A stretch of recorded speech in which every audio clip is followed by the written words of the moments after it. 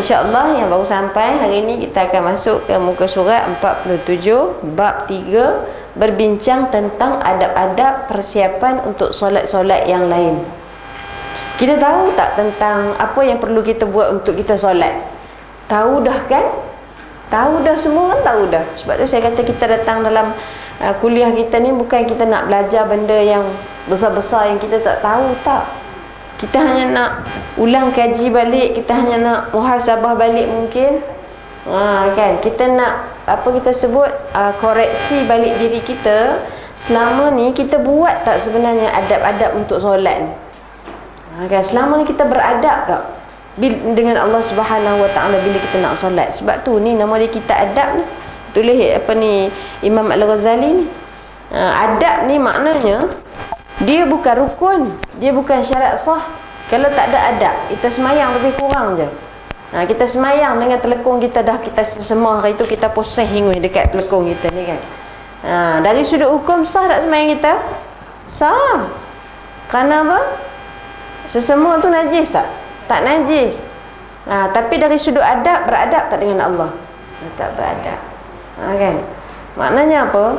Sama macam hari-harian kita. Kita keluar daripada rumah, ada tak kita keluar dengan tudung kita berlemuh dengan sesemua kat sini, hijau sana, hijau sini, ada tak? Bukan takat orang, kita sendiri pun geli. Tu kan? Itu kita sebut adab. Sama juga orang perempuan, orang lelaki pun sama suami kita. Bila semayang kan? Boleh tak kalau dia semayang, dia pakai kain pelekat je? Dari sudut hukum, sah tak? Sah. Tapi dari sudut adab, tak beradab. Sebab apa? Tak pakai baju. Kan? Kalau dia keluar rumah, pergi apa nama ni? Program yang agung anjurkan misalnya. Ada tak kita pakai baju pagoda? Ada tak kita pakai kain pelekat saja? Jarang lah nak jumpa kan? Bukan jarang, memang hampir tak pernah ada. Tak boleh masuk pun kan kat sini. Nak masuk dalam majlis tu pun tak boleh. Itu namanya adab. Kalau orang moden hari ni, adab tu dia panggil macam ethics. Kan? Kalau nak makan, contoh, saya pernah kat macam kami, bila kita masuk bekerja kerajaan ni, kita ada kena belajar ethics. Kalau makan dengan tuanku, ada cara dia. Nak kunyah tu, kita punya sudu kita mesti letak pukul 5. Saya dah habis letak pukul 8. Tu cara dia. Bila nak makan, kalau kopok tu tak boleh macam kat rumah keruk kerak tu kan, sedapnya. Tu menambah sedap. Kalau makan macam mana? Dengan tuanku kena kemam dulu sampai dah lembut. Kunyah tu jangan duk cap, tak boleh. Tak beradab. Tu kan. Bila kita nak apa? Nak sudukan sup. Kita biasa kita pun lagu pernah sudu. Lagu tu je lah kan. Tak boleh. Jadi kalau dengan tuanku, dia mesti tolak ke depan. Kemudian mangkuk tu kita ni dulu kat mangkuk bukan lap, dia macam kita tak nak bagi dia keluar tu kan. Set dulu dekat mangkuk tu, kemudian baru boleh makan. Ambil nasi bola mulut, tak boleh kunyah sambil gitu, tak boleh. Ambil bola mulut, letak pukul 5, kunyah telan. Sekali nak makan, ambil balik sudu. Tu cara dia. Itu dia panggil adab. Memang kurus baik kita makan dekat belakang dapur kan. Gitulah. Tapi dia ada adab dengan raja-raja yang kita nak jaga kan. Dia ada perbezaan lah dari sudut tu. Cuma kita sebut ni dari sudut etik ataupun adab dengan adab beraja. Kan kita nak jaga. Sama juga dengan ini Allah Subhanahu Wa Taala. Lagi lebih lah. Kan kalau kita tengok dari sudut berpakaiannya pun kadang-kadang kita dah boleh nilai kita ni sebenarnya beradab ataupun tak beradab dengan Allah. Kan bila kita semayang contohnya, telekung tu 3 bulan dah. Sah tak dari sudut semayang? Sah. Sebab apa? Selagi tidak ada najis, sah semayang. Tapi dari sudut adab, ya Allah kan, sampai 3 bulan kalau pakai tu pun sekali lalu dah bau dah. Kan, tapi pakai lagi sebab apa? Semayang je pun. Ni istilahnya. Kan, so hari ni kita nak baju belah dalam tu masing-masing boleh nilai. Tapi saya ingat kita ni biasa normalnya 2-3 hari kadang orang tukar, dan ada orang hari-hari tukar. Kan, jadi atas diri masing-masing dah ya. ada baju khas untuk semayang. Ada orang macam tu. Saya ada jemaah saya yang memang dia ada baju khas untuk semayang, memang termasuk dalam-dalam pun dia ada. Dia tak pakai yang sama. Punyalah dia nak jaga, sebab apa dia nak semayang tu dalam keadaan setiap hari telekong dia akan bertukar macam Petronas. Hari hari Ahad telekong satu, hari Isnin telekong nombor 2. Dalam bukan dalam surau, memang peribadi dia. Ni orang di rumah. Jadi saya tanya dia, apa rasa dia bila buat macam tu kan? Dia kata ada orang yang kata dekat dia membazir, sebab apa telekong dia 7 helai. Kan dia kata saya pertama memang dia orang kaya, dia mampu, jadi dia buatlah. Dia kata, Ustazah, kalau saya pakai tudung telekong yang sama tu hari-hari, saya rasa seolah-olah saya sedang menghinakan diri saya. Sebab apa dia kata menghinakan diri dia? Dia mampu, tapi dia tak buat. Bukan dia tak mampu beli telekong, dan telekong dia pun tak adalah mahal sangat, kan? Saya kata buatlah apa yang dia nak buat. Pedulikan cakap orang. Orang ni memang akan tak puas hati. Kan, kenapa lah pakai baju biru, baju hijau kan lebih sesuai contohnya pula dah. Orang ni kan boleh kenapa pakai tudung biru, baju hijau mesti matching dengan tudung hijau, contohnya. Orang ni memang tak puas hati. Kita nak pakai ikut selesa kita, ikut kita lah kan. Jadi terpulang kepada kita. Maka sebab tu kita sebut ya, dalam kuliah kita ni kita hanya nak muhasabah, kita hanya nak koreksi diri kita balik. Selama ni kita beradab tak dalam urusan-urusan ibadah kita, ya. Okey, yang baru sampai kita muka surat 47, belum masuk lagi, don't worry. Kita memang tunggu kawan-kawan kita, jangan bimbang, kita nak heret tangan sama-sama masuk syurga insya-Allah. Okey, baik. Hari tu kita dah bincang dah tentang adab adab selepas tergelincirnya matahari kan. Kemudian kita dah masuk kepada adab apa itu? Yang sebelum ni adab yang last tergelincir matahari dah. Tu saya duk ingat tu lah. Sebelum tu adab pada amalan taat, dan hari ni kita masuk kepada adab-adab persiapan untuk solat-solat yang lain. Baik. Disebut dalam buku ni, kamu hendaklah, kata Imam Al-Ghazali, bersiap sedia untuk solat zuhur. Tadi kan dah gelincir matahari, ni solat-solat yang lain. Bersiap sedia untuk solat zuhur sebelum gelincir matahari dan mendahulukan qailulah. Ni, qailulah tu tidur sebentar, kena faham. Kalau dia lama-lama, dia tak panggil qailulah, dia panggil tidurlah.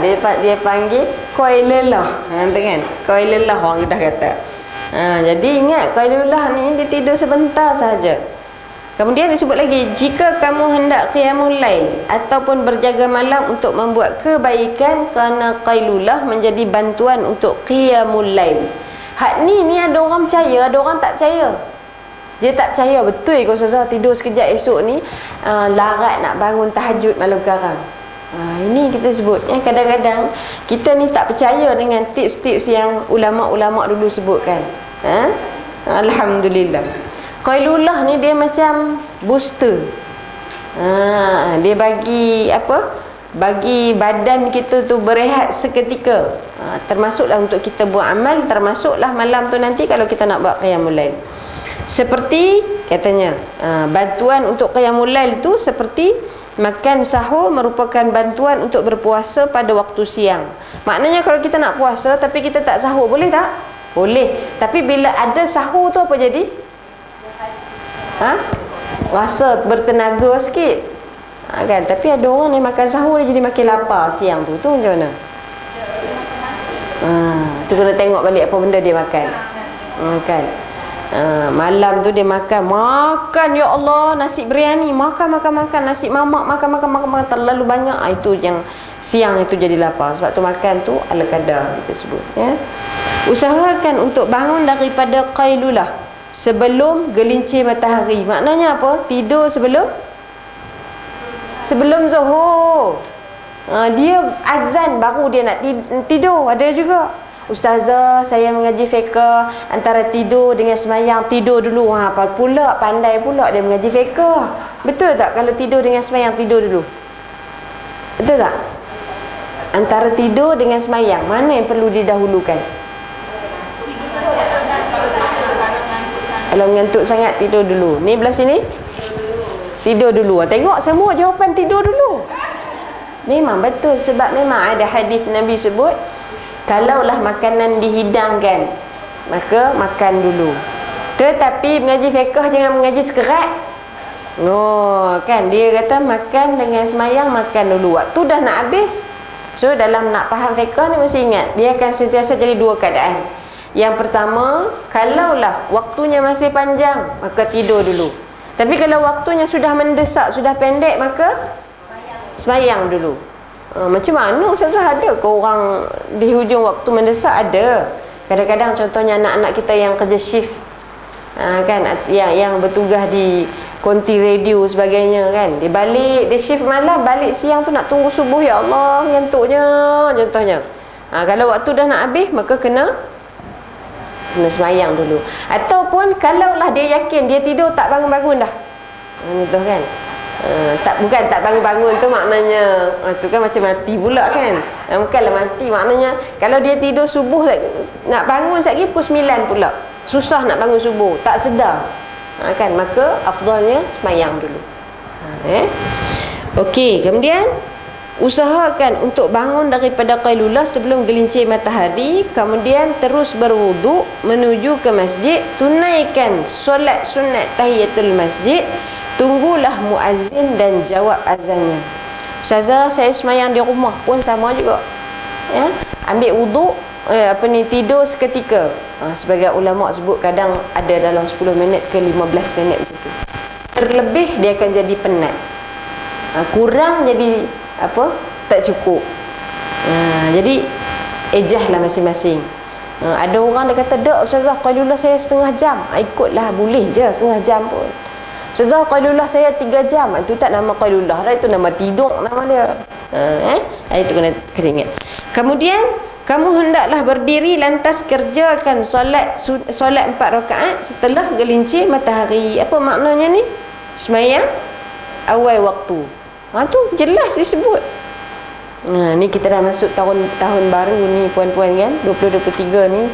Sekali lagi saya sebut dan akan berulang-ulang kali saya akan sebut kepada diri saya dan juga puan-puan, dah masuk tahun baru mesti kita ada azam baru nak buat apa?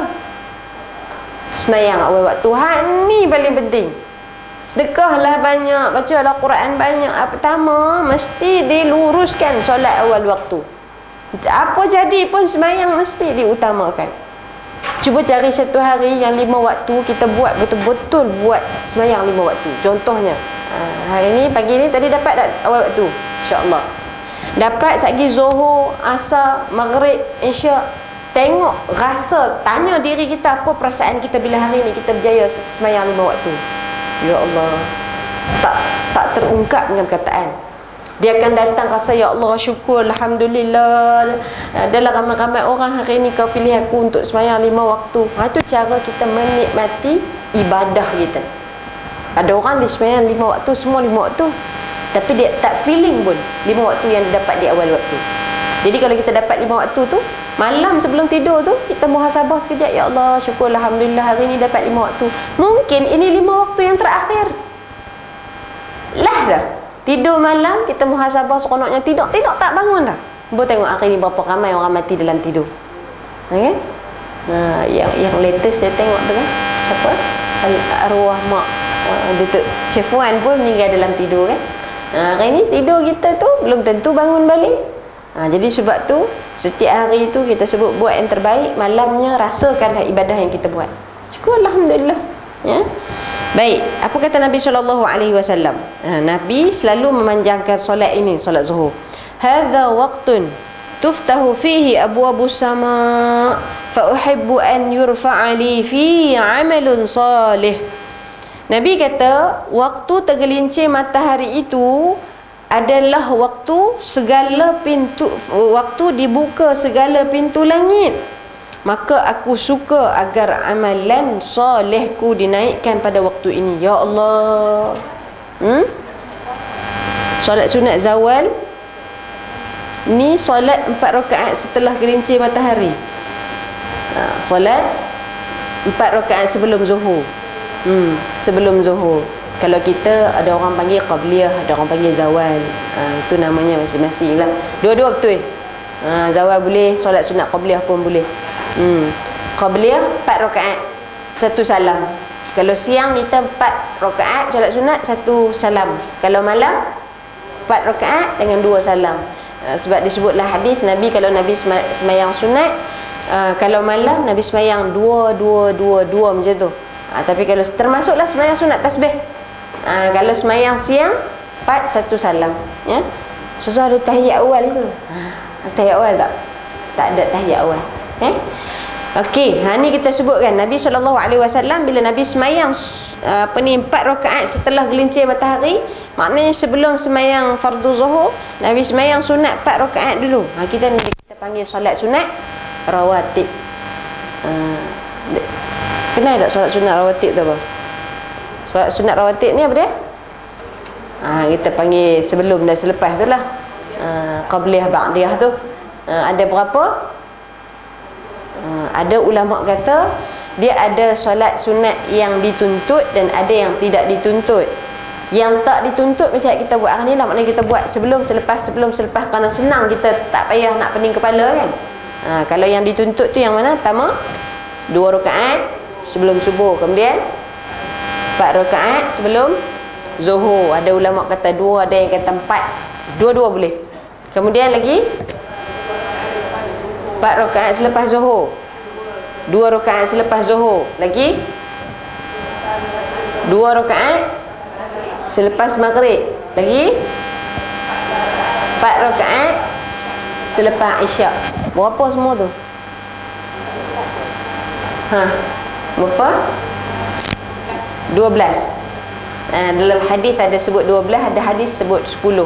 10 tu kerana ada yang kata 4 rakaat sebelum apa nama ni? Sekejap, 4 rakaat sebelum zuhur ataupun 4 rakaat sebelum selepas zuhur itu ada yang jadi 2. Jadi semua boleh. Cuma kalau kita ni macam mana nak ingat 2 4 4 4 2 4 pula dah tak ingat, buat jelah 2 rakaat sebelum, 2 rakaat selepas. Senang. Kecuali lepas subuh, lepas asar. Tu je.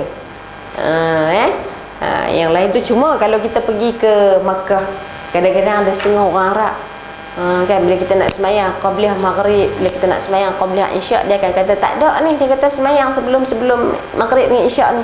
Tak apalah. Itu kita dalam mazhab Syafi'i ni mudahnya dalam nak beramal ni, selagi tak ada larangan buat. Okey. Baik. Ni kita sebut Nabi SAW buat semayang ni. Jadi tahun 2023 ni, ya Allah, kita tak pernah semayang 4 rakaat sebelum zuhur. Buat tahun ni. Tak boleh setiap hari, buatlah seminggu sekali. Mesti ada rancang dalam amal kita, seminggu sekali nak 4 rakaat sebelum zuhur. Ya? Tak boleh seminggu sekali, sebulan sekali. Tak boleh sebulan sekali, setahun sekali. Tak boleh setahun sekali, seumur hidup sekali. Tu cerai sangat dah tu. Tak apa, seumur hidup sekali ni mungkin kita kena rotan bagi berbirat sikit kan. Kita ni nak kerja ke mana dah, ya, tak pergi ke mana dah kita ni. Nak kerja banyak gelang emas ke? Tak kerja dah. Kita nak kerja banyak cuti ke? Tidak dah. Nak kerja apa? Nak kerja semayang sunat je kita ni, puan-puan. Sebab umur kita ni dah nak meninggal dunia dah ni. Kan? Tinggal lagi tinggal lagi kita je nak ke tak nak. Ada orang dia pilih, tak apalah ustazah, hidup saya macam ni lah. Jadi dapat macam tu. Kan, jadi kita tak nak. Okey, kita tengok muka surat sebelah. Solat 4 rakaat sebelum zuhur ini adalah sunat yang digalakkan, muakkad. Kerana disebut dalam hadis, man sallahunna fa ahsana ruku'ahunna wa sujudahunna salla ma'ahu 70,000 malakin yastaghfiruna lahu ila al-lail. Masya-Allah. Hak ni kita tak tahu. Fadilat ataupun kelebihan semayang 4 rakaat sebelum zuhur ni apa disebutkan? Siapa yang semayang 4 rakaat tadi, kemudian dia menyempurnakan rukuk dan sujudnya, maka seramai 70,000 malaikat akan berselawat sambil memohon keampunan buatnya sampai malam. Ya Allah. Sah, mesti semua buat hari ni. Kecuali hak nak pergi makan kenduri terlupa. Mungkin ada. Okay? Sebelum masuk waktu zuhur. Ataupun sebelum masuk waktu zuhur, ataupun sebelum kita semayang zuhur pun, dua-dua boleh. Ya Allah, baru kita tahu 70,000 malaikat. Kita ni duduk berapa 20-30 orang ni pun berasa ramai dah kan. Ni 70,000 ni banyak mana? Tengok mungkin besar kalau dipenuhi dataran orang-orang Perlis tu mungkin 70,000. Punyalah ramai ya Allah malaikat nak selawat kat kita. Selama ni kita mensia-siakan umur kita 40 tahun 50 tahun selama ni ya Allah. Patutnya ada malaikat boleh selawat sambil minta ampun untuk kita, tapi kita tinggal, kita buat tak peduli. Macam mana nak patah balik tu 40 tahun yang lalu? Tak boleh patah dah. Agak-agak sampai dah usia kita 40 tahun mendatang ke depan. Tak tahu juga, mungkin tak sampai. Jadi sebab tu hari ni buat sedaya upaya. Ingat bila malas je, ya Allah 70,000 malaikat ni, 70,000 malaikat. Itu dia panggil fadilat. Tapi jangan pula dia semayang. Sebab apa semayang? Kerana 70,000 malaikat. Tu jadi lain pula tu. Sebab tu kita semayang ni, fadilat ni kita ambil buat semangat, bukan buat kerana dia. Kita buat kerana Allah. Setelah itu kerjakan solat fardu yakni zuhur bersama imam. Kemudian kerjakan solat 2 rakaat selepas solat fardu tadi, dan 2 rakaat ini termasuk daripadanya solat sunat rawatib yang thabit. Tengok tadi. Orang kalau hidup untuk Allah ni, ya Allah, tak ada masa lah nak buat benda yang sia-sia. Tak ada masa nak mengumpat tentang orang. Sebab apa? Sibuk pas semayang, pas zikir. Tiba-tiba dah masuk waktu asar. Tu kita ni agaknya tak ada kerja kot kan. Pas Facebook, Instagram, pas Instagram, Facebook, pas Facebook, Instagram. Itu kita. Dia mungkin tak menyembang, tak kutuk orang. Ni saya sebutlah kat semua kan. Kalau perasan sehari dua ni dia macam-macam, ada benda-benda yang jadi di media sosial kan. Ya Allah, orang lain yang bercerai, orang lain pula naik angin. Perasan tak?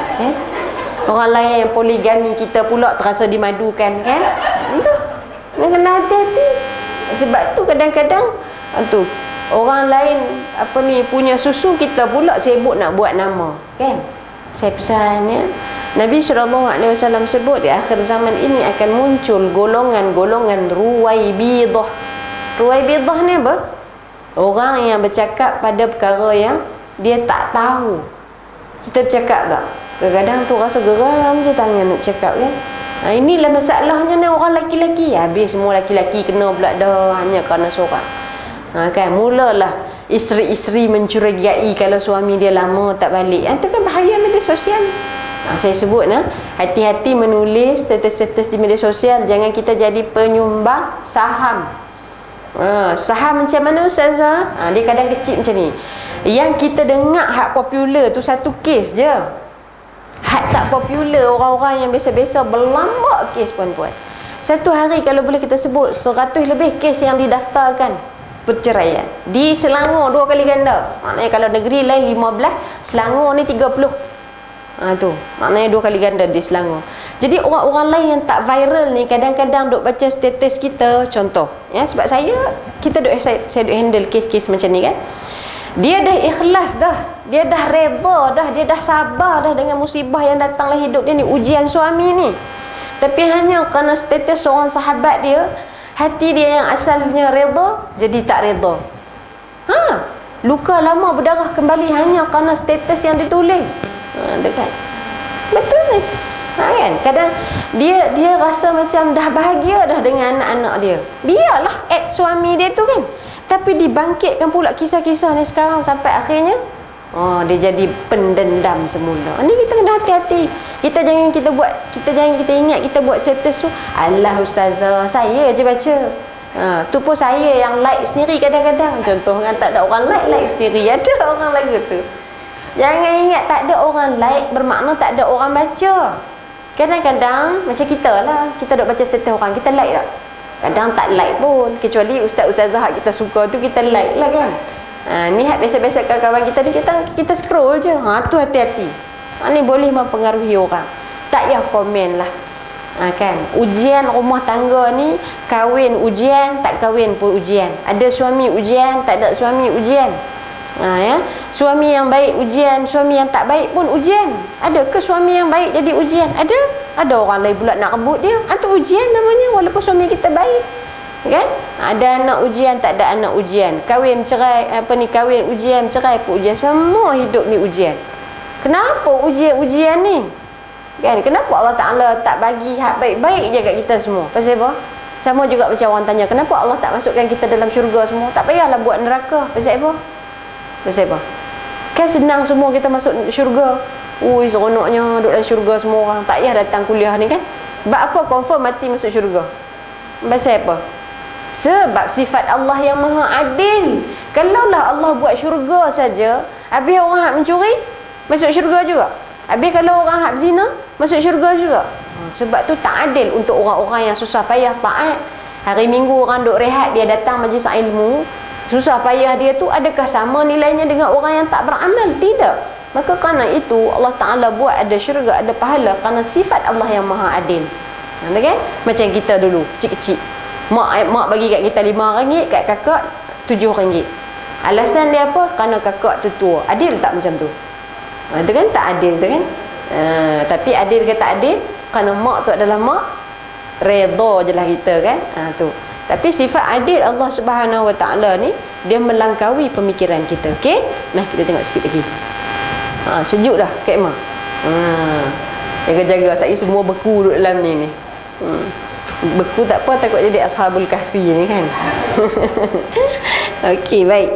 Kemudian disebut lagi, jangan melakukan sesuatu sehingga waktu asar kecuali menuntut ilmu, menolong muslim yang lain, membaca Al-Quran, atau mencari cara hidup yang kamu perlukan untuk urusan agamamu. Maknanya apa?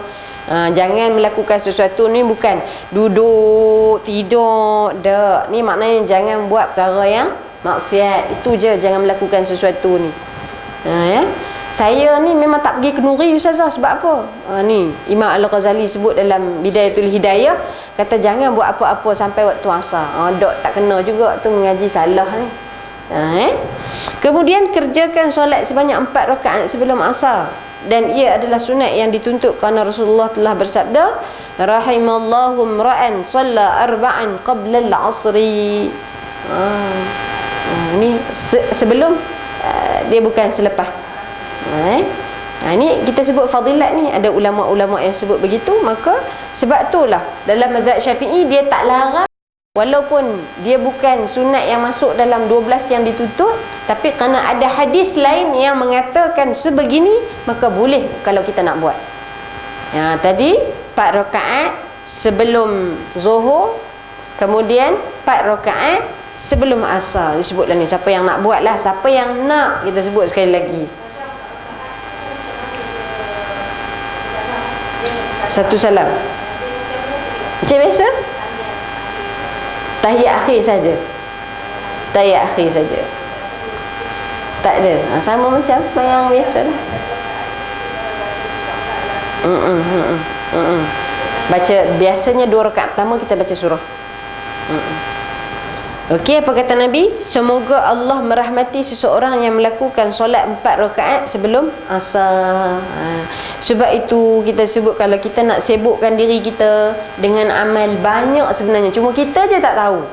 Kita tak tahu. Nabi sebut, Nabi doa, Allah merahmati orang yang semayang 4 rakaat sebelum asar. Kalaulah kita tahu, kita buat tak? Buat, insya-Allah. Ya. Bersungguh-sungguhlah untuk mendapat bahagian daripada doa baginda, dan jangan sibuk melakukan perkara lain ketika asar kecuali dengan amalan yang serupa dengan apa yang kamu telah sebutkan sebelum ini. Ini bukan kamu tu, kami kat situ. Nahnu. Apa yang kami telah sebutkan sebelum ni. Maknanya sama juga. Lepas sembahyang asar, jangan buat perkara maksiat. Tidak wajar apabila masamu disia-siakan, lantas kamu akan sibuk pada setiap masa dengan tidak tersusun, dengan baik dan berfaedah. Bahkan sepatutnya kamu bermuhasabah diri dan menyusun segala wirid serta amalanmu pada waktu siang dan malam. Kamu hendaklah menentukan suatu pekerjaan bagi setiap waktu yang kamu tidak melebihkannya ke waktu lain dan tidak melakukan perkara lain ketika itu. Dengan yang demikian terzahirlah keberkatan waktu-waktumu. Macam mana nak tahu waktu kita berkat? Hari kita tu berkat. Macam mana nak tahu? Sempat buat semua. Kenapa orang tu dia sempat je pergi masjid, kita tak sempat? Tu tanda ada keberkatan pada hidup dia. Kenapa lah kita ni tak sempat baca Quran? Orang jiran kita tu baca sampai khatam, sebulan sekali hantar pulut kuning, sebulan sekali hantar pulut kuning. Kenapa buat pulut kuning? Saya khatam Quran ke, contoh jiran kita. Kan seronoknya kan, kita doa, ya Allah bagilah dia khatam Quran tiap bulan. Sebab apa nak makan pulut kuning tu? Kita heran, awak dia sempat khatam Quran. Sebab tu yang kita sebut, nak tahu berkat tak berkat waktu kita, tengok apa yang kita gunakan waktu kita tu. Untuk apa kita gunakan waktu kita. Kalau lah waktu kita ni berlalu dengan seharian tu tengok Facebook, tapi ajaib kan, tengok Facebook lama-lama tak rasa boring. Pasal apa? Kalau kita baca Quran baru 4 muka surat, ya Allah, mengantuk dia tu hanya Allah yang tahu. Kan? Mulalah datang sunat untuk tidur bila kita penat buat ibadat. Datang pula tu, pandai pula alasan datang kat kepala itu. Heran kita hari ni. Sebab tu kenapa ada orang tanya dengan saya, Ustazah, bila saya baca Quran ni kan, baru 5 muka surat, kadang rasa macam penat, kadang rasa macam ngantuk sangat. Tapi bila buka TV ke, tengok movie ke, 2 jam berlalu tak terasa pun waktu. Kan? Sebab best. Baik. Kenapa ada rasa begitu? Quran cerita lama dah. Quran sebut zuyina, dihiaskan, dicantikkan di mata kamu oleh syaitan pada perkara-perkara yang sia-sia. Syaitan bagi kita nampak elok, seronok, itu syaitan duk bisik. Tapi bila baca Quran dia kata cukuplah, habis dah masa ni, cukuplah. Akhirnya kita pun rasa bosan, boring. Sebab tu orang yang nak baca Quran ni kena mujahadah. Nak semayang awal waktu semua kena mujahadah. Lawan. Sebab apa? Ni hak duduk kat kita ni sentiasa ada iblis dan syaitan. Cuma kita je tak nampak. Kalau nampak jenuh bertempiaran lari. Bukan kita, dia pun sama. Terkejut. Kita tengok dia tengok kita pun terkejut. Okey, apa disebutkan kat sini lagi? Sedangkan okey, atas sikit. Namun apabila kamu membiarkan dirimu begitu sahaja dengan mengabaikan seperti abaian yang dilakukan binatang, tanpa kamu tahu apakah yang mesti kamu lakukan pada setiap waktu, maka kebanyakan waktumu akan berlalu dengan sia-sia. Sedangkan segala waktumu adalah umurmu. Kita kalau kita tahu hari itu, setiap hari itu adalah umur kita, kita takkan mensia-siakan. Manakala umurmu pula adalah modalmu dan perniagaanmu bergantung terhadapnya. Kita meniaga Nuraisa kan. Apa kita buat? Contoh. Tak ada kena-mengena dengan hidup atau yang mati. Apa kita buat? Kepala kita duk fikir macam mana nak dapat sales tinggi. Kepala kita fikir siapa lagi sasaran boleh kita cari, kan? Mana lagi ruang-ruang untuk kita sebarkan perniagaan. Kadang-kadang ada orang bisnes bukan kerana dia nak jadi jutawan pun, tapi kerana memang dia minat. Itu kan, dia nak ambil sunnah Nabi. Silakan. Masing-masing punya masing-masing punya cara lah, ya? Tapi kita tengok itu kepala dia apa akan fikir, macam mana nak bagi bisnes dia laku dan sebagainya. Sama juga kata ulama, umur kita ni adalah modal kita. Macam mana kita nak guna modal kita supaya nanti di akhirat kita untung, kita yang punya pilihan, ya? Dengannya kamu mendapat mencapai kebahagiaan di negeri yang kekal abadi di sisi Allah Ta'ala. Maka setiap satu nafasmu ialah batu permata yang tidak ternilai kerana tiada pengganti baginya. Apabila ia luput, maka ia takkan kembali. Tengok, Imam Al-Ghazali dia bagi perumpamaan nafas kita ni. Hembuh turun hembuh tarik tu, dia kata apa? Batu permata yang tidak ternilai. Habis luput, habislah. Janganlah menjadi seperti orang-orang bodoh yang tertipu, yang bersukaria setiap hari dengan pertambahan harta mereka di samping berkurangnya umur mereka. Maka apakah kebaikan pada harta yang bertambah padahal umur berkurang? Ni kita tengah fasa ni.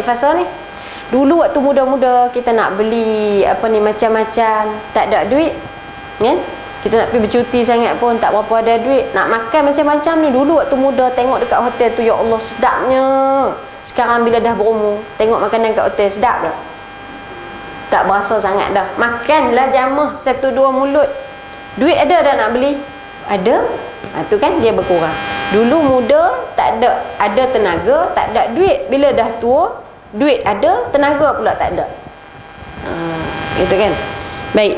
Kemudian disebut lagi, jangan kamu berasa seronok kecuali dengan pertambahan ilmu atau amal soleh, kerana kedua-duanya ialah teman yang akan menemanimu di dalam kubur ketika ahli keluarga, harta, anak dan kawan-kawanmu meninggalkanmu. Ini hadis Nabi. Nabi kata 3 perkara yang akan ikut kita pergi kubur, tapi 1 yang akan tinggal, 2 akan balik. Apa dia 3 tu? Anak isteri lagi, harta, amal. Tu 3 benda akan ikut, confirm. Harta ni apa Ustazah? Harta ni contohnya kereta-kereta kita akan digunakan untuk menghantarkan jenazah kita ke kubur, ikut kita, mengiringi pengebumian kita ke kubur. Kemudian anak isteri akan ikut kita pergi hantar sampai ke kubur contohnya. Dan satu lagi, amal akan ikut. 2, harta dan anak keturunan akan balik, tinggal amal saja dengan kita. Maka kata Nabi SAW, ni amal itulah yang akan menggembirakan kita dalam kubur. Apa yang amal tu? Termasuklah hari ni puan-puan datang majlis ini amal soleh ni. Jangan ingat kita datang saja nak jumpa ustazah lah, contoh kan. Ada ke orang sini datang nak jumpa saya? Tak ada. Okey, kalau tak ada kita berhenti sekarang jugalah kuliah kita ni. Okey. Kan? Di samping ustazah tu sampingan kan. Kita datang sini ni kerana Allah ni, hak ni lah yang akan meluaskan dan melapangkan kubur kita puan-puan. Yang ni lah yang akan menjadi sesalan esok-esok masuk dalam kubur. Ya Allah, kalaulah aku tahu bangun pagiku kemudian pergi ke surat itu boleh meluaskan kuburku, ya Allah, aku akan buat lagi, ya Allah. Tapi waktu tu mati dah, boleh buat lagi tak? Tak boleh. Lan tarja'al ayyamul lati madat, kata pepatah Arab, tak boleh patah balik dah hari yang dah berlalu pergi. Ya. Kemudian apabila cahaya matahari mula menguning, berusahalah untuk pergi ke masjid sebelum ia tenggelam. Sibukkan dirimu dengan tasbih dan istighfar, kerana kelebihan waktu ini sama seperti kelebihan waktu sebelum terbit matahari. Ni sebelum maghrib tu istighfar banyak-banyak puan-puan, kerana kata Allah, wasabbih bihamdi rabbika qabla tulu'i syamsi wa qabla ghurubiha. Tu itu dalil dia. Sebelum matahari tenggelam. Ini amal yang seterusnya. Bacalah surah Asy-Syams, Al-Lail, Al-Falaq dan An-Nas. Pastikan matahari tenggelam dalam keadaan kamu sedang beristighfar. Tu. Tadi dah semayang sunat 4 rakaat sebelum Zuhur, 4 rakaat sebelum Asar. Sebelum matahari tenggelam hari ini puan-puan, baca 4 surah ni. Asy-Syams, Al-Lail, Al-Falaq dan An-Nas. Tak payah hafal pun. Kalau hafal alhamdulillah. Nak buka tengok Quran pun boleh. Ada orang, ya Allah, punya lama nak habis surah Syam, sebab apa? Dia hafal lupa. Tak apa, dia tidak syarat mesti hafal. Nak beramal ni tengok pun tak apa, boleh. Dan pastikan sebelum saja jatuh matahari itu kita dalam keadaan istighfar. Masalah hari ni waktu matahari tenggelam, kita tengah buat apa? Tengok TV pukul 7. Ya Allah. Hari ni saya duduk dalam bidang penyiaran kan. Rating paling tinggi puan-puan, maknanya ramai orang Malaysia ni tengok TV pukul apa? Maghrib. Dia panggil prime time dia tu daripada pukul 6 petang sampai 10 malam.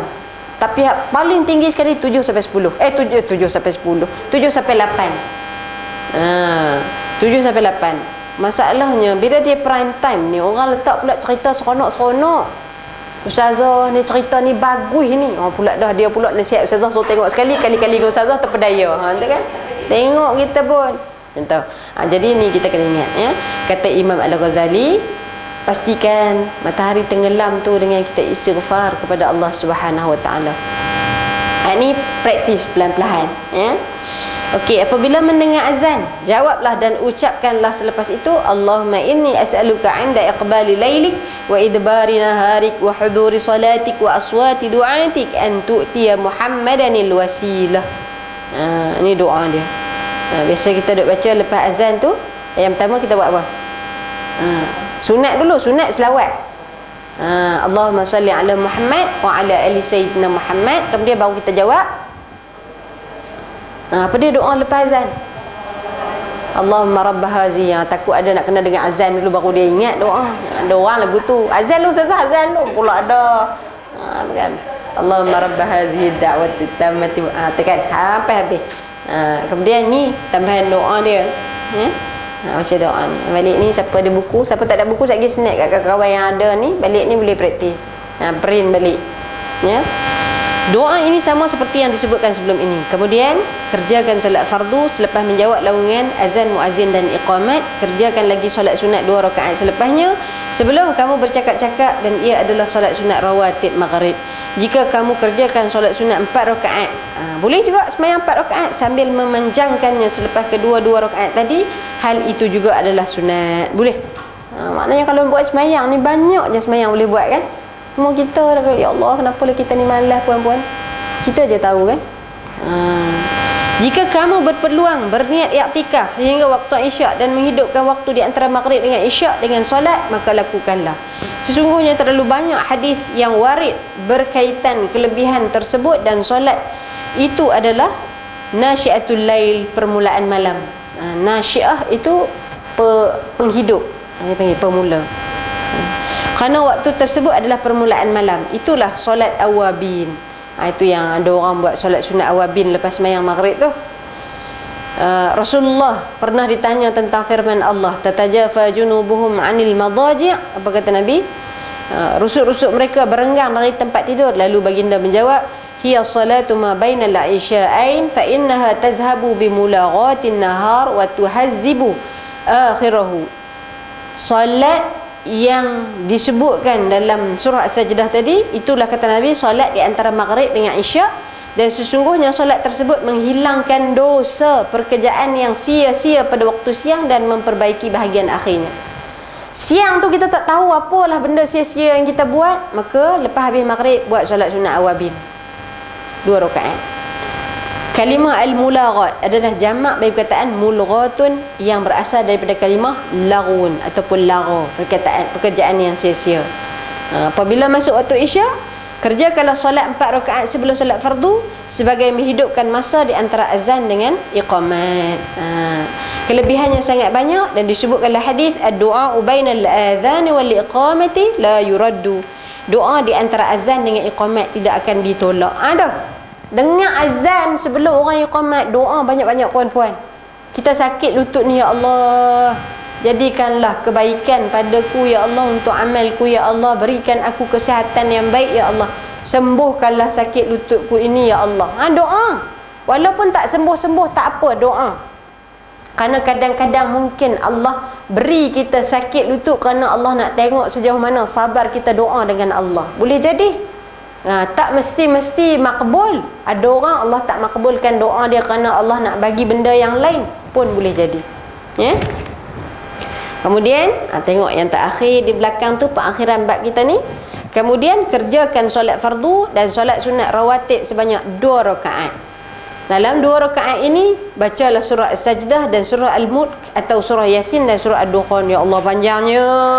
Ada orang kata dah, tak ada selesai jawab lagi, dia dah tengok. Allah, surah Al-Mulk baca sembahyang fardu isyak pun baca qul huwallah, solat sunat baca As-Sajdah. Terlain dia kan. Betul tu. Tapi yang ini ulama anjurkan. Tak mesti buat, kan. Masa lega sikit dada tu kan. Okey, ini ulama kata untuk kita kalau kita rasa berkemampuan. Tapi kan kalau saya kan puan-puan, seumur hayat kita ni buatlah sekali. Contoh macam mana tak hafal surah Ad-Dukhan. Mayang ni dia bukan mesti-mesti kita kata kita hafal. Kita ambil Quran baca, boleh tak? Boleh. Cuma pastikan tangan kita ni tutup aurat. Jadi bila kita angkat ni tak terbuka. Itu je, pakai handsock, senang. Kan? Ambil Quran, letak. Tak kira letaklah atas meja, jangan letak atas lantai. Kerusi ke, kat rumah kita mesti ada kerusi kan? Letak kerusi sebelah. Waktu sujud sakit tangan, tak cukup syarat sah sujud pula. Ataupun siapa yang ada Quran kecil, ada poket, boleh poket, tak ada masalah. Poket kat sisi, boleh, tak ada masalah. Mata tak nampak pula, beli tu macam masjid tu. Tu besar tu. Yang masjid tu besar, boleh buka, tak ada masalah. Kalau tak ada, ni rehal pun boleh ni, macam ni rehal tak di bawah ni. Ada kan? Hari ni Quran yang besar-besar tu. Buka. Kalau saya lah, kita nak buat hari-hari, Nak buat sebulan sekali pun belum tentu mampu ni kan. Sekali je. Tak boleh? Boleh? Dia sembahyang wajib ni, sembahyang sunat kita tak ada isu sangat. Sembahyang wajib ni, ulama kata jangan bergerak 3 kali berturut-turut pada anggota besar. Anggota besar tu apa? Tangan, lagi kaki, badan dia bergerak berjalan tu. 3 kali berturut-turut ni maknanya kita contohlah kan. Ni. 1, 2, 3, 4, 5. Tak jumpa pula bukan surat. Petang balik. Contohnya. Contohlah. Itu. Tapi kalau kita sekali dia macam ni. Ni kan? Daripada bawah Quran, kata Quran ni di bawah, kita pun ambil 1. Kemudian kalau kita nak selak lagi, tak ada masalah. Ni bila di sini dia tidak bergerak ni, dia pergerakan kecil ni. Hak ni kecil, hak ni besar ni. Ni tak. 1. Ni kalau ambil tak nampak, kiri pula, kanan pula. Kiri lah depan. 4 kali tu batal. Tapi kalau dia ambil sekali 1, 2, adjust lagi sikit 3. Tak ada masalah. Kemudian buat lagi. Letak pula 1. Boleh. Dia jangan berturut-turut, tak kena. Lebih daripada 3.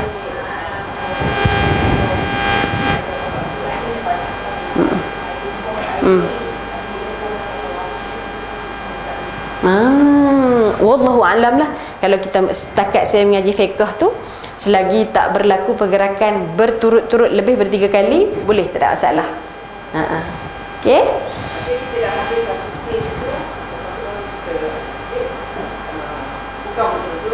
Boleh? Tak berturut-turut. Boleh. Kalau tak berturut-turut 10 kali pun boleh menaknya. Contoh macam ni. Ada orang tanya dengan saya. Ni kat sini ada 2 orang pula dah batal wuduk serentak. Ni kan. Jadi dia keluar 2 orang. Jadi kita ni, kita nak menyempurnakan saf. Walaupun kalau kita tak bergerak pun boleh sembahyang sah. Tapi kesempurnaan saf itu tak tercapai. Jadi kita pun nak bergerak. Kita bergerak 1, 2, 3 contohnya. Kita berhenti 3 tu, jangan gerak dah. Kalau gerak jadi 4, batal sembahyang. 1. Kemudian ya Allah ada lagi pula ruang sikit lagi. Kita pun bergerak 1, 2, okey. Maknanya sudah pun memenuhi saf. Selesailah. Sebab tu kita kata boleh berjalan dengan syarat jangan lebih 3 kali serentak. Tapi kalau berhenti 3, berhenti, kemudian sekali bergerak lagi, boleh. Cuma itu bukan alasan untuk kalau kita duduk semayang di rumah, daripada hujung sampai hujung dia berjalan 3 berhenti, berjalan 3 pasal apa? Sebab saya mengaji fiqh ustazah. Jangan macam tu. Ya, dia bukan untuk kita bergerak daripada hujung ke hujung. Seorang-seorang jangan duk buat kerja. Ni kita sebut hak yang jemaah. Okey? Okey. Ya? Ke depan pun sama. 3. Cuma kena tengok imam. 3 dia pula lebih pada imam. Itu tak boleh.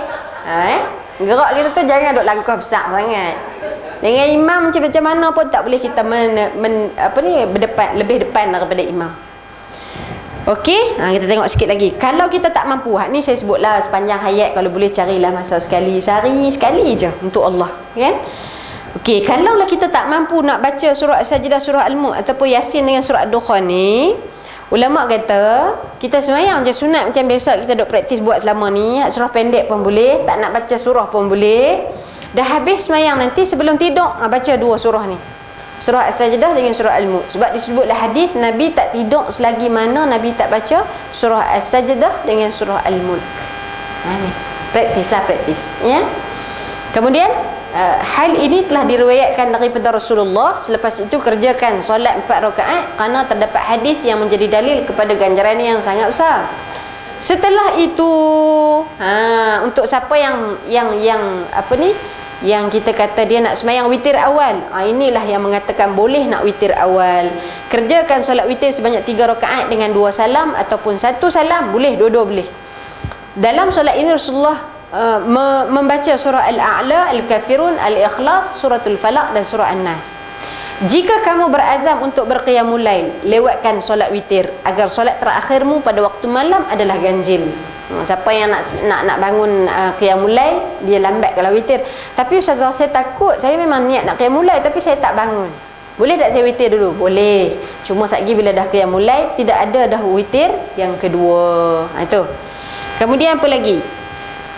Isilah masa dengan muzakarah ilmu atau menelaah kitab. Janganlah menghabiskannya dengan perkara yang lalai dan bermain-main, kerana amalan tadi akan menjadi penyudah kepada segala amalmu sebelum tidur, kerana segala amalan itu dinilai mengikut pengakhirannya. Jadi last sekali tu amal apa yang kita nak bawa sebelum tidur tu, tengoklah. Mudah-mudahan itu yang paling baik, insya-Allah. Okey? Ada soalan?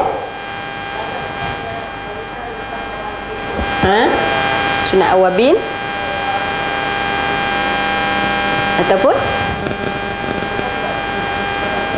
boleh, itu ba'diyah tu kan. Ada ulama kata ba'diyah itu adalah juga disebut sebahagian daripada awabin pun boleh.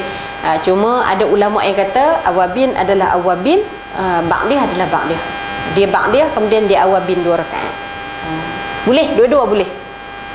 Yang penting buat. Kita senang je terikmat kita kan. Yang penting buat. Dia tanya sikit punya banyak, awabin, qabliyah, ba'diyah. Tanya buat mana, tak buat pun ustazah, letih. Yang penting buat.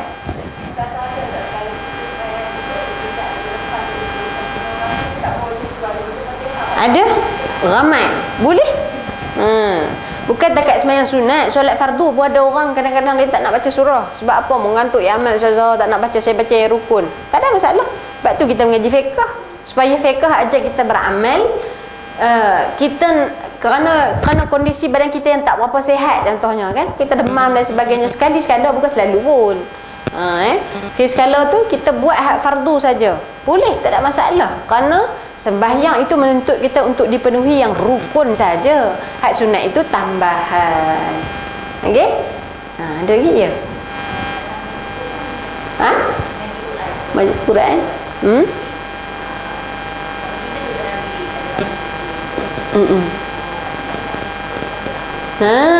Okey, kalau kita mengaji tak tutup kepala, dari sudut hukum boleh, tak ada masalah. Cuma dari sudut adab, adab pula ulama kata tidak beradab. Tapi dari sudut hukum boleh, maknanya contohnya kita nak tidur malam kan, duduk tak kata dah ustazah malasnya nak pergi ambil tudung. Saya pakai kes selimut je ustazah contohnya. Ikutlah kalau nak pakai. Saya tak nak pakai, boleh tak? Boleh, sebab tidak disyaratkan untuk baca Quran tutup aurat. Okey.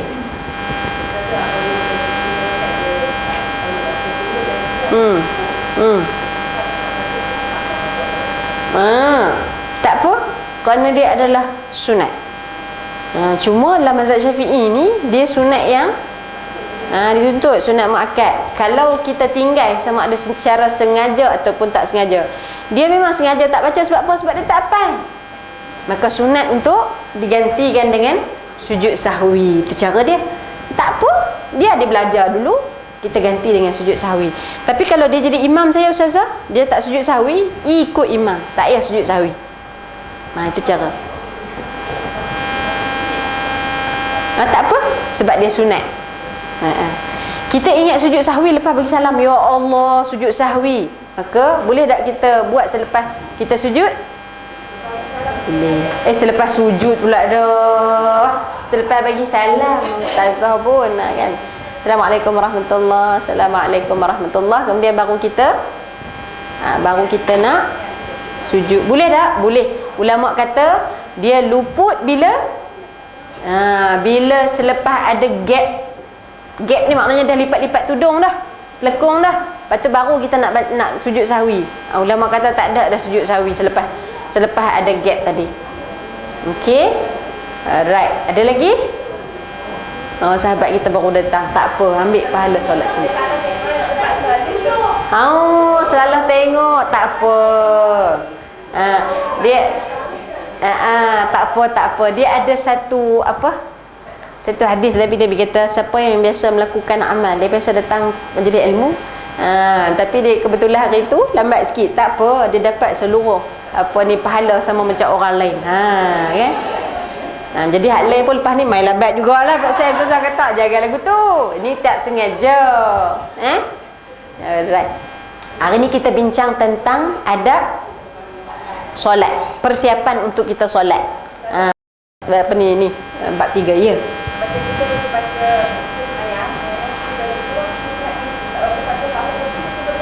Boleh? Kena baca. Kita baca surah, tiba-tiba kita was-was. Tadi baca Fatihah ke tidak? Maka apa kita buat? Baca Fatihah. Mesti kita baca Fatihah. Ustazah, saya rukuk baru saya teringat, tadi baca Fatihah ke tak baca Fatihah? Macam mana?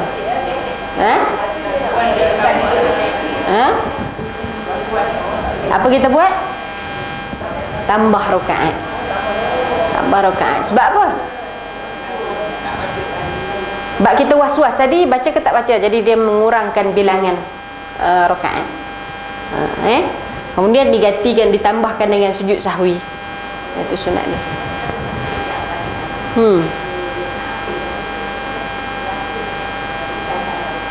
Okey, sebutan salah.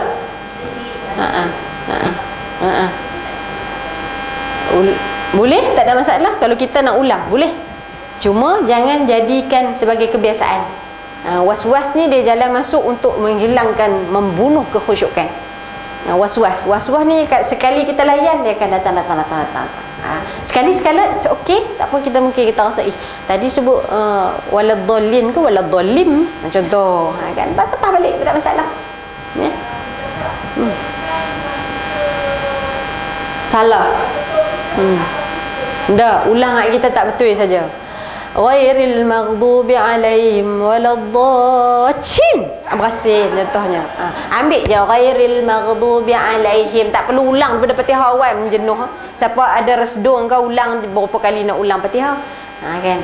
Jadi kita sebut ulang pada hanya ayat yang dia berlaku kecacatan tadi. Kalau nak ulang balik boleh.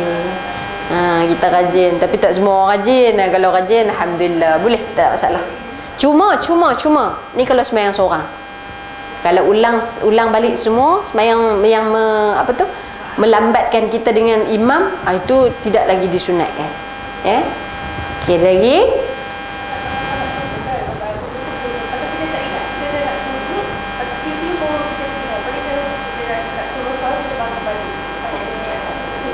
Tak dah. Dia luput dah. Bila kita bergerak nak turun dah tu, dia kira perbuatan nak turun, sujud luput dah. Luput tu maknanya kita teruskan sujud je, sekejap lagi gantikan sujud sahwi, cukup, tak ada masalah. Dia tak jejah pun semayang kita. Sebab tu penting untuk kita mengaji fiqh. Kan? Kadang-kadang bila tak tahu, akhirnya berhenti semayang, buat semayang baru. Padahal boleh je teruskan. Kan? Itu penting ngaji fiqh. Di sini ngaji fiqh dengan apa Kak Imam? Tak ada lagi. Tak apa, nanti kita khatam buku ni, nanti saya bawa pengajian fiqh. Kita tengok balik bab solat, kita tengok balik bab permasalahan solat. Sambil semayang ni ustazah, tekak yang tak gatal, tengah semayang tu gatal. Asyik duk batuk sepanjang semayang. Apa hukum dia? Tu nanti kita bincang satu-satu insya-Allah. Betul. Batuk sekali terkencing tu, nanti kita tengok masalah kentut faras, kan? Kalau kita tengok masalah orang perempuan pula, tengok orang depan kita ni asyik terbatuk-batuk, lepas tu kaki dia silang pula. Apa hukum semayang silang kaki? Ni kan. Kenapa dia silang kaki? Kerana nak kepit, takut air kencing keluar.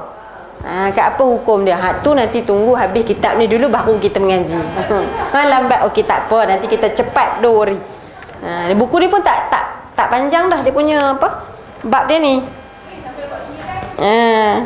Tak apa, sikit je ni. Satu kelas kita buat satu waktu, saya ingat dalam sebulan 2 habis.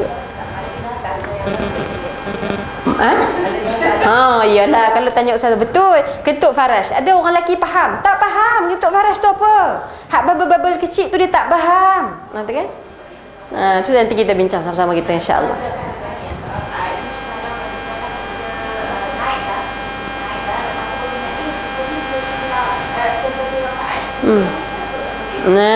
Kalau kita terlebih rakaat, kita yakin ke tidak?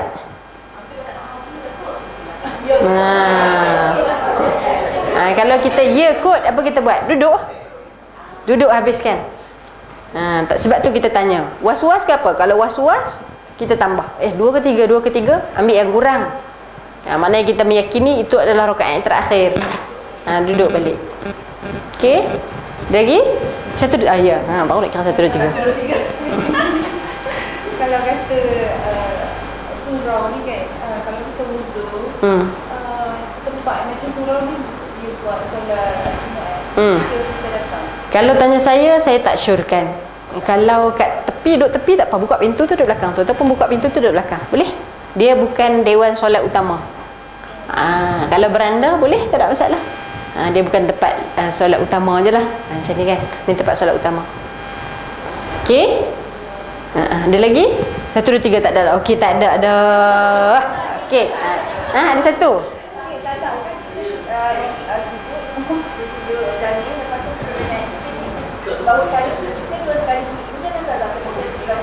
Macam mana sekali lagi? Kalau kita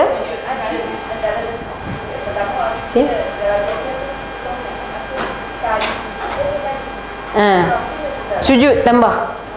Kurang je was-was je, ambil yang kurang. Di mana pun was-was, ambil yang kurang. 2 ke 1. Boleh, tak ada masalah. Okey? Alright. So insya-Allah kalau tak ada apa-apa, mudah-mudahan Allah berkati kita semua insya-Allah. Barakallahu fikum wa fatahallahu alaikum jami'an. Astaghfirullahal azim li wa lakum. A'udzubillahi minasyaitonir rajim. Bismillahirrahmanirrahim. Alhamdulillahi rabbil alamin wassalatu wassalamu ala asyrafil anbiya'i wal mursalin wa ala alihi wa sahbihi ajma'in. Allahumma ighfir lana dhunubana wa liwalidina warhamhum kama rabbawna shighar wa li jami'il muslimina wal muslimat wal mu'minina wal mu'minat al ahya'i minhum al amwat. Ya Allah, di pagi yang penuh dengan keberkahan ini ya Allah, dengan penuh kerendahan diri kami tadahkan tangan kami ini ya Allah. Sudilah kiranya Kau bantu kami ya Allah, berikanlah keampunan kepada kami ya Allah, berikanlah keampunan kepada kedua ibu bapa kami ya Allah.